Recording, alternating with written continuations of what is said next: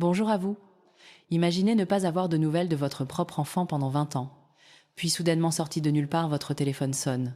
Ce qu'il a dit ensuite a tout changé. Mais cette histoire ne parle pas seulement d'argent. Il s'agit du cœur d'une mère et d'une décision qui vous fera vous demander ce que vous feriez à ma place.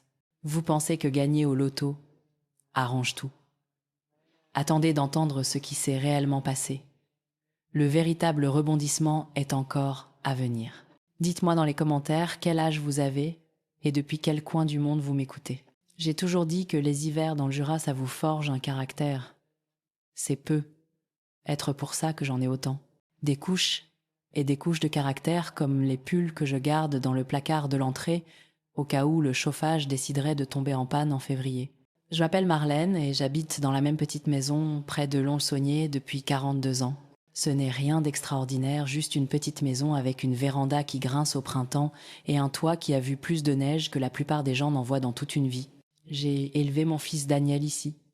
Je l'ai vu passer d'un adorable garçon aux fossettes qui courait dans la cuisine en pyjama Zorro à un adolescent qui pouvait lever les yeux au ciel si fort que je pensais qu'ils allaient rester coincés. Il était tout mon monde, vous savez. Après le décès de son père, un cancer rapide et cruel, comme c'est parfois le cas, Daniel et moi avons essayé de nous soutenir mutuellement. Et nous l'avons fait pendant un certain temps. Nous avions nos habitudes. Soirée, crêpes le vendredi, gaufres le samedi matin et les dimanches après-midi au parc, au bord de la rivière, à jeter du pain aux canards. Je pensais que nous nous en sortions bien, juste nous deux contre le reste du monde. Mais le deuil est une chose étrange. Il s'insinue, s'installe dans les fissures, et avant que vous ne vous en rendiez compte, vous vous parlez tous les deux à demi-mot et en soupir. Daniel a commencé à passer plus de temps dans sa chambre écouteur, sur les oreilles la musique assez forte pour faire trembler les fenêtres. Je frappais à sa porte, laissais une assiette de sablé devant, et j'espérais qu'il sortirait quand il serait prêt. Parfois il le faisait, parfois non. Il a obtenu son baccalauréat de justesse. Je me souviens d'être assise dans les gradins, un bouquet de marguerites à la main, le regardant traverser la Seine d'un pas traînant dans une toge froissée. Il m'a pas regardé, pas vraiment. Après la cérémonie, il m'a serré dans ses bras, un geste raide et rapide, et a dit merci maman. C'était tout. Pas de grands projets, pas de discussion sur l'université. Il a trouvé un travail dans un garage, a commencé à sortir avec une fille nommée Lisa. Et avant que je ne m'en rende compte, il faisait ses cartons pour déménager à Lyon. C'est juste pour un temps, a-t-il dit, en chargeant des boîtes dans le coffre de sa Clio. Je t'appellerai, je viendrai te voir. J'ai souri, je lui ai dit de faire attention à lui et je l'ai salué de la main jusqu'à ce que la voiture tourne au coin de la rue. Je suis restée sur le perron un long moment ce jour-là, le vent me mordant les joues, me demandant si j'en avais fait assez, si je l'avais aimé de la bonne manière, si je lui avais rendu le départ trop facile. Les appels se sont faits de plus en plus rares. Au début, c'était 1 fois par semaine, puis 1 fois par mois, puis seulement pour les fêtes. Je décrochais le téléphone, j'entendais sa voix et je sentais une vague de soulagement. Il va bien. Il est là-bas. Il se souvient de moi. Mais les conversations étaient courtes, distraites. Le travail est prenant maman. Lisa va bien. Je dois y aller. Je raccrochais, je fixais le combiné et je me disais de ne pas le prendre personnellement. Il construisait sa propre vie. C'était ce que je voulais pour lui, n'est-ce pas? L'indépendance, le bonheur, une chance d'être plus que le fils de quelqu'un. Mais au fil des années, le silence s'est alourdi. Pas d'appel, pas de carte, même pas un texto pour la fête des mères. 20 ans. J'avais l'habitude de plaisanter en disant que s'il se présentait un jour, je devrais vérifier sa carte d'identité. Je disais aux dames de la paroisse, si Daniel franchit cette porte, je vais probablement tomber dans les pommes. Elles riaient, me tapotaient la main et disaient, les garçons sont comme ça, ils reviennent quand ils ont faim. Mais le mien n'est jamais revenu. Vous êtes-vous déjà demandé ce que vous aviez fait de mal? Moi, oui. Chaque anniversaire, chaque Noël, je mettais une assiette supplémentaire au cas où. Je préparais ses sablés préférés, ceux au beurre, avec les petites marques de fourchettes dessus. Je les emballais dans du papier sulfurisé et les laissais sur le comptoir intacts. J'ai gardé sa chambre telle quelle pendant des années, époussetant les trophées, rangeant les livres, regonflant le vieil édredon. Finalement, je l'ai transformé en atelier de couture, mais j'ai laissé son vieux ballon de foot sur l'étagère au cas où il reviendrait le chercher. Je guettais le courrier, espérant une carte, une lettre, n'importe quoi avec son écriture. Mais la seule chose qui arrivait était la facture d'électricité et parfois un catalogue pour des choses que je pouvais pas me permettre. Je m'asseyais à la table de la cuisine, je payais les factures et je me demandais s'il avait chaud, s'il mangeait assez, s'il pensait parfois à moi. Je voyais des mères et leurs fils au supermarché se disputant pour des céréales, riant sur le parking, et je ressentais une douleur si vive qu'elle m'en coupait le souffle. J'ai essayé de combler le silence avec des passe-temps, le tricot, le jardinage, le bénévolat à la bibliothèque, mais rien ne comblait tout à fait le vide qu'il avait laissé. Les hivers étaient les plus durs. Les jours raccourcissaient, les nuits s'allongeaient, et la maison semblait trop grande, trop silencieuse. Je déneigeais l'allée, je salais les marches, et je regardais la neige s'accumuler contre les fenêtres. Parfois je me parlais à moi-même, juste pour entendre une voix. « Tu n'es pas encore vieille, Marlène, me disais-je, juste bien mûrie. » Je préparais de la soupe assez pour deux, et je congelais les restes. Je regardais de vieux films, le genre que Daniel détestait, et je faisais comme s'il était dans la pièce d'à côté, en train de lever les yeux au ciel. Je restais occupée, parce que c'est ce qu'on fait. On continue d'avancer, de garder espoir d'aimer, même quand ça fait mal. Je me disais qu'il était heureux, qu'il appellerait quand il serait prêt, que peu, être juste peu, être, il franchirait la porte, un jour, souriant comme avant, et dirait « Salut maman, qu'est-ce qu'on mange ?» Mais au fil des années, l'espoir est devenu une habitude, et l'habitude s'est transformée en acceptation. Certaines personnes partent et ne reviennent pas. C'est la vie. Pourtant, de temps en temps, je me surprenais à jeter un coup d'œil au téléphone, à tendre l'oreille pour des bruits de pas sur le perron, à mettre cette assiette supplémentaire juste au cas où. Parce que les hivers du Jura sont peu. Être longs, mais ils vous apprennent à endurer, à attendre la fin du froid, à croire que le printemps reviendra, même s'il met un peu plus de temps que prévu. Et donc j'ai attendu, à travers les tempêtes de neige, les anniversaires et les dimanches matins silencieux, m'accrochant au souvenir d'un garçon aux fossettes et au rire qui pouvait remplir une pièce, espérant que quelque part dans le monde, il pensait à « moi aussi, je ne suis pas une joueuse. Je ne l'ai jamais été. J'ai toujours dit que si je dois jeter de l'argent par les fenêtres, je préfère le faire pour une nouvelle paire de pantoufles ou un bon café. Mais de temps en temps, quand le jackpot du loto devient si énorme qu'il fait les gros titres, quand les présentateurs commencent à parler de gains qui changent une vie et que les buralistes commencent à coller ces affiches fluo avec les chiffres qui grimpent de plus en plus haut, ça me démange un peu. Juste un ticket à gratter, me dis-je. Juste pour le plaisir. D'habitude, j'en achète un vers mon anniversaire ou si je me sens particulièrement chanceuse, ce qui, soyons honnêtes, n'est pas souvent. Mais ce mardi-là, quelque chose était différent. Peu. Être que c'était le soleil éclatant et vif, après une semaine de grisaille. Peu. Être que c'était le fait que mon arthrite ne me faisait pas souffrir pour une fois et que je pouvais marcher jusqu'au bureau de tabac sans grimacer. Ou peu. Être que c'était juste l'ennui, celui qui s'installe après trop de journées calmes. J'avais besoin de lait et de nourriture pour chat. De toute façon, alors, je me suis emmitouflée, j'ai pris mon sac à main et je suis sortie en fredonnant un petit air que je n'arrivais pas à identifier. Le bureau de tabac était bondé, comme d'habitude. Le même employé, un jeune, avec un piercing au nez et un sourire trop grand pour son visage, a encaissé mon lait et la nourriture de luxe pour chat que j'achète quand je me sens généreuse. « Autre chose ?» a-t-il demandé. Et j'ai hésité une seconde, puis j'ai montré l'étalage derrière lui. « Donnez-moi un de ces tickets de loto », ai-je dit en essayant d'avoir l'air désinvolte comme si je faisais ça tout le temps. Il me l'a tendu, et je l'ai glissé dans la poche de mon manteau, l'oubliant déjà à moitié, en rentrant péniblement chez moi, le vent me mordant les joues. J'ai posé les courses sur le comptoir, j'ai nourri le chat, et je me suis préparé une tasse de thé. Le ticket était là sur la table, me fixant, me mettant au défi d'espérer. J'ai failli attendre après le dîner, mais la curiosité l'a emporté. J'ai attrapé une pièce dans le tiroir à bric-à-brac. Je me suis assise à la table de la cuisine, la même table où j'avais payé des factures, écrit des cartes de Noël et attendu des appels qui ne sont jamais venus. Et j'ai commencé à gratter. Au début, je n'ai rien vu de spécial. Quelques numéros correspondants, rien d'exceptionnel. Tiens, 20 €, c'est sympa, ai-je pensé, prévoyant déjà de m'offrir une part de tarte au bistrot du coin. Mais ensuite, j'ai regardé à nouveau et encore. Mon cœur s'est mis à battre la chamade, mes mains tremblaient si fort que j'ai failli laisser tomber le ticket. J'ai vérifié les numéros, puis je les ai vérifiés à nouveau, puis j'ai attrapé mes lunettes de lecture et je les ai vérifiées une troisième fois. 7 chiffres. 7. Je suis restée assise là à regarder le ticket, mon esprit tourbillonnant. Est-ce que c'est réel ou est-ce que j'ai finalement perdu la tête?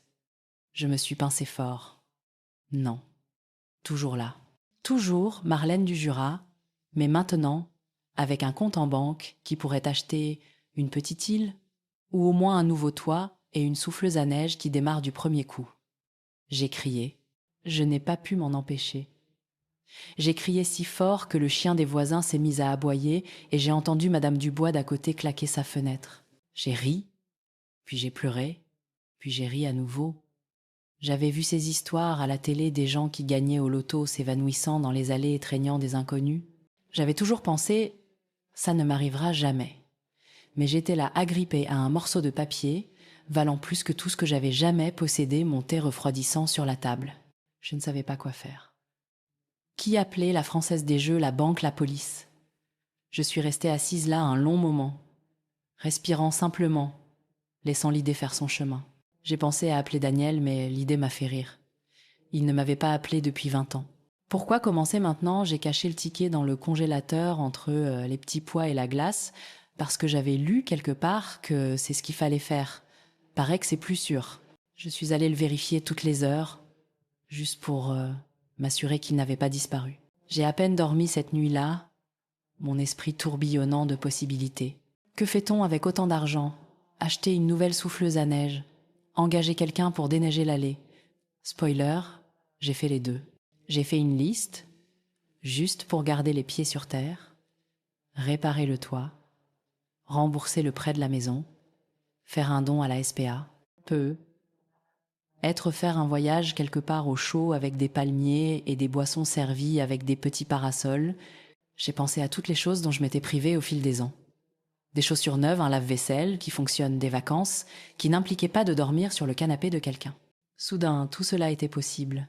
Le lendemain matin, j'ai appelé la Française des Jeux, les mains tremblant si fort que j'avais du mal à composer le numéro. La femme, à l'autre bout du fil, était calme, presque blasée, comme si elle faisait ça tous les jours. « Félicitations, madame athée », elle dit, comme si je venais de gagner un café gratuit. « Nous allons vous fixer un rendez-vous pour que vous passiez. » J'ai noté les détails, j'ai vérifié l'adresse et j'ai raccroché encore à moitié convaincue que tout cela n'était qu'un rêve. Je me suis habillée avec mon plus beau pull, celui avec les petites fleurs bleues, et j'ai pris le bus pour le centre-ville. Le bureau était lumineux et aseptisé avec des affiches de gagnants souriant sur les murs. J'ai tendu le ticket, le cœur battant la chamade, et j'ai attendu qu'il le vérifie. « Tout est en ordre », a dit l'employé, en me tendant une pile de papier. Qu'est-ce que ça fait d'être millionnaire? Je l'ai juste regardé, sans voix. « Nous déposerons l'argent sur votre compte d'ici quelques jours », a-t-elle ajouté, comme si c'était la chose la plus normale du monde. Je suis rentrée chez moi, comme dans un rêve, la ville tourbillonnant autour de moi. Je me suis arrêtée à la boulangerie, j'ai acheté une tartelette au citron et je l'ai mangée sur un banc dans le parc, en regardant les canards se dandiner sur la glace. Pour la première fois depuis des années, je ne me sentais pas seule. Je me sentais excitée et un peu terrifiée. J'ai pensé à toutes les choses que je pouvais faire, à tous les endroits où je pouvais aller. J'ai pensé à Daniel, je me suis demandé s'il sentirait d'une manière ou d'une autre le changement s'il appellerait à l'improviste. J'ai ri de moi-même, j'ai secoué la tête et j'ai décidé de ne pas m'en inquiéter. C'était mon moment, mon coup de chance. Je suis rentrée à la maison, je me suis préparé une tasse de thé et je me suis assise à la table de la cuisine regardant la neige. Le monde semblait différent, plus lumineux, plein de possibilités.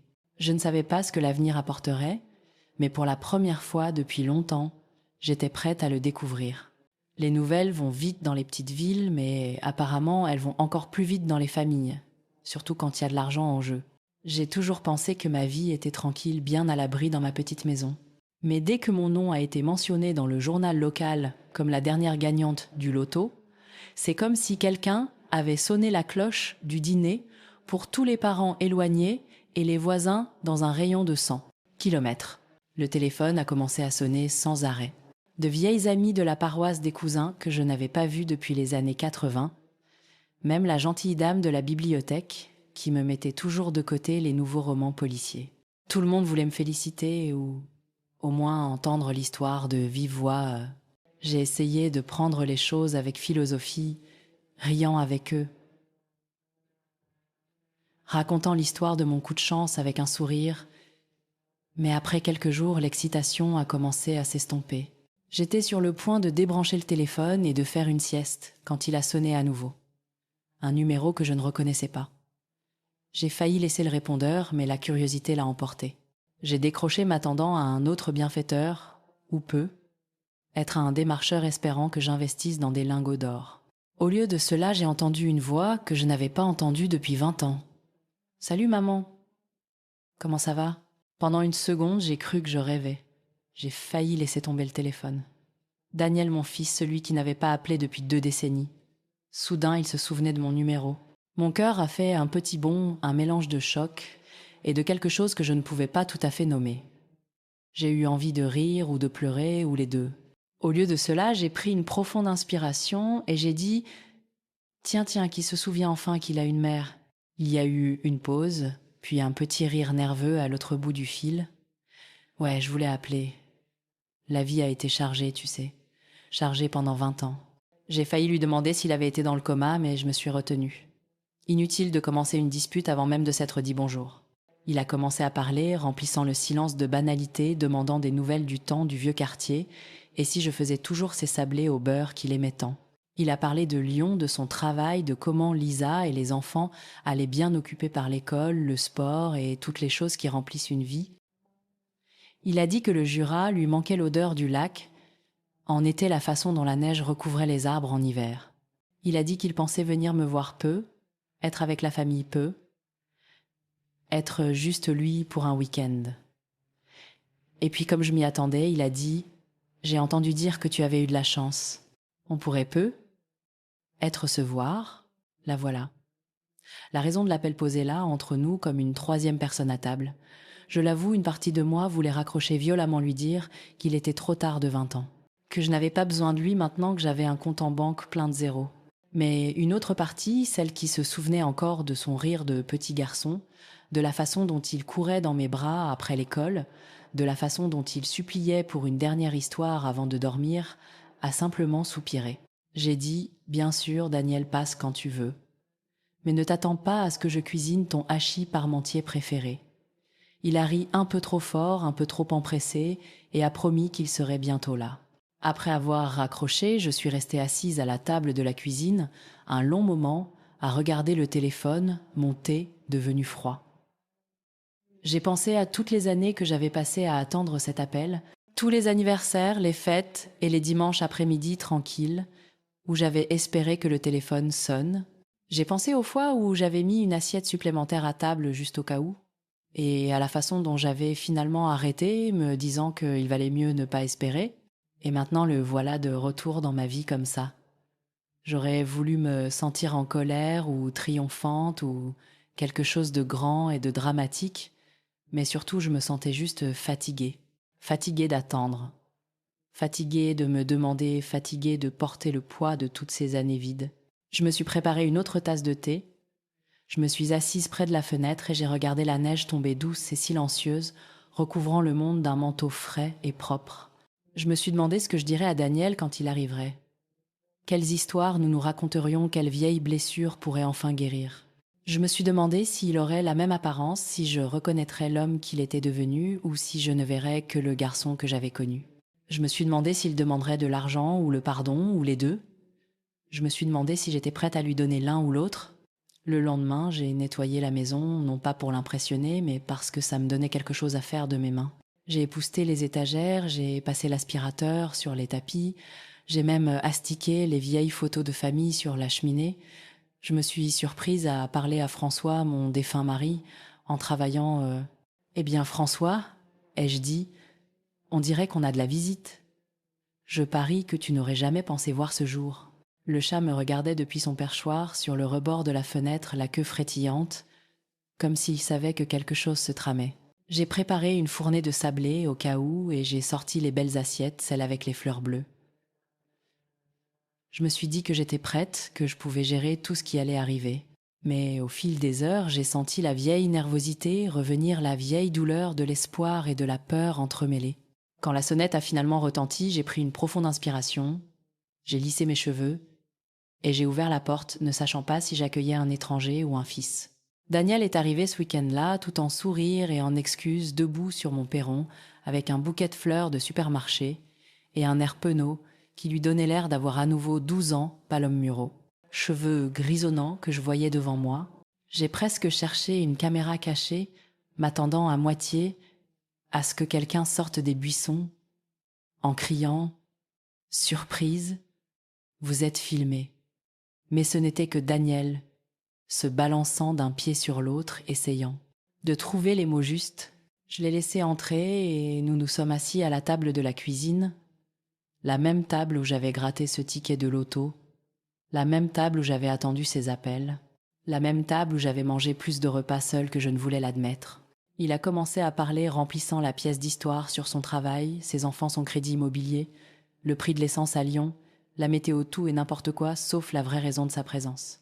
J'ai écouté, hochant la tête, au bon moment, regardant ses mains bouger pendant qu'il parlait, remarquant les rides autour de ses yeux, la façon dont il avait l'air un peu fatigué, un peu plus vieux, un peu moins sûr de lui que la dernière fois que je l'avais vu.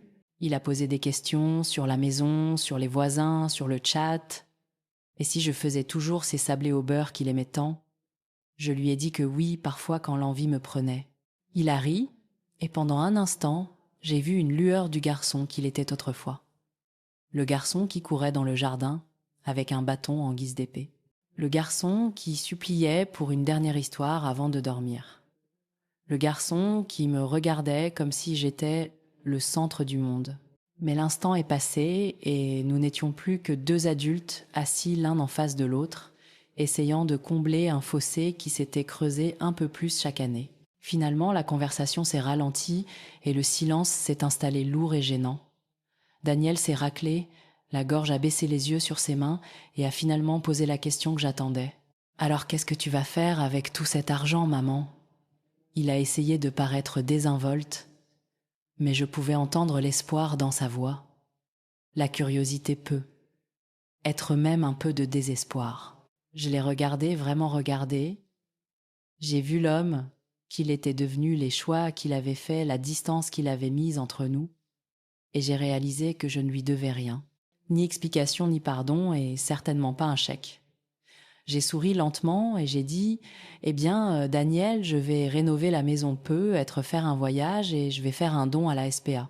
Tu sais, celle où tu faisais du bénévolat avant d'être trop occupé. » Il a eu l'air surpris peu, être même un peu blessé comme s'il s'attendait à autre chose à plus. Mais vous savez quoi? Pour la première fois en 20 ans, je me suis sentie libre. Je n'étais pas en colère, je n'étais pas amère, j'étais juste moi. Marlène du Jura, gagnante du loto maman de chat, survivante de longs hivers et de silences encore plus longs. Nous sommes restés assis là un moment l'horloge, faisant tic-tac sur le mur, le chat se faufilant entre nos jambes, le soleil de l'après-midi filtrant par la fenêtre. Daniel a essayé de ramener la conversation sur le bon vieux temps, sur des souvenirs au contour adouci, mais je sentais la distance entre nous, les années qui ne pouvaient être comblées par une seule visite ou un bouquet de fleurs. Il m'a demandé si j'avais besoin de quelque chose, s'il y avait quoi que ce soit qu'il puisse faire pour aider. Et je lui ai dit que j'allais très bien. Et je le pensais. J'avais appris à prendre soin de moi, à trouver du réconfort dans ma propre compagnie, à construire une vie qui ne dépendait de la présence de personne d'autre. Il s'est levé pour partir, a hésité sur le seuil et a dit « Je t'appelle bientôt maman ». J'ai souri sans faire de promesses, sans rien demander. Alors qu'il descendait les marches, je l'ai regardé partir, ressentant un étrange mélange de soulagement et de tristesse, de fierté et de perte. Peu, être qu'il rappellerait peu, être pas, mais dans tous les cas j'irais bien. Après son départ, je me suis préparé une tasse de thé et je me suis assise à la table de la cuisine, regardant le jardin, les arbres nus et le ciel lourd de la promesse de plus de neige. J'ai pensé à toutes les années que j'avais passées à attendre que Daniel revienne que les choses redeviennent comme avant, à attendre une sorte d'excuse ou d'explication qui donnerait un sens à tout cela. Mais la vie ne fonctionne pas comme ça. Les gens changent, le temps passe. Parfois, la meilleure chose à faire est de laisser tomber ce que vous pensiez avoir besoin et de faire la paix avec ce que vous avez. J'ai pensé à l'argent, à toutes les choses que je pouvais faire, à tous les endroits où je pouvais aller. J'ai pensé à la SPA, aux chats et aux chiens qui attendaient que quelqu'un les ramène à la maison, aux femmes du refuge qui travaillent si dur pour si peu. J'ai pensé à faire un voyage peu, être en Provence peu, être quelque part au chaud, quelque part avec des palmiers et des brises marines et pas de neige à déblayer. J'ai pensé à rénover la maison, à repeindre la véranda, à planter de nouvelles fleurs au printemps. J'ai pensé à inviter les dames de la paroisse pour le thé, à faire des sablés, juste parce que j'en avais envie à vivre ma vie selon mes propres termes. Cette nuit-là, j'ai dormi mieux que je ne l'avais fait depuis des années. Pas de rêve, pas de regret, juste un sentiment de paix tranquille. Le matin, je me suis levée tôt, j'ai fait des crêpes et je les ai mangées avec du vrai sirop d'érable, savourant chaque bouchée. J'ai appelé la SPA et j'ai fait un don au nom de François, me souvenant à quel point il aimait les animaux. Comment il disait toujours « Si tu veux connaître le cœur de quelqu'un, regarde comment il traite un animal errant ». J'ai écrit une lettre à une vieille amie, juste pour dire bonjour, juste parce que je le pouvais. Je me suis assise sur le perron mon chat, sur les genoux, regardant le monde se réveiller, sentant le soleil sur mon visage, me sentant vivante, d'une manière que je n'avais pas connue depuis très très longtemps. Peut être que Daniel rappellerait, peut être pas, peut être que je le verrais à Noël, ou peut être pas, mais je savais au fond de moi que ça irait. J'avais survécu à de longs hivers et à des silences encore plus longs. J'avais appris à trouver de la joie dans les petites choses, à provoquer ma propre chance à me choisir. Et alors que j'étais assise là, sirotant mon thé, j'ai réalisé que parfois, le plus beau cadeau que l'on puisse se faire est la liberté de laisser aller, d'avancer, de vivre sa vie sans attendre que quelqu'un d'autre rattrape son retard.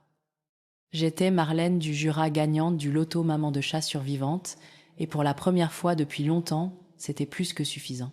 Alors si vous vous êtes déjà demandé ce que vous feriez, si quelqu'un revenait dans votre vie juste au moment où vous touchez le gros lot, demandez-vous qui est vraiment le gagnant. Et si vous avez apprécié mon histoire, cliquez sur ce bouton d'abonnement, parce que la vie est trop courte pour les regrets et on ne sait jamais quand son jour de chance pourrait arriver. Abonnez-vous pour plus d'histoires vraies, un peu de rire et beaucoup de cœur. À la prochaine fois.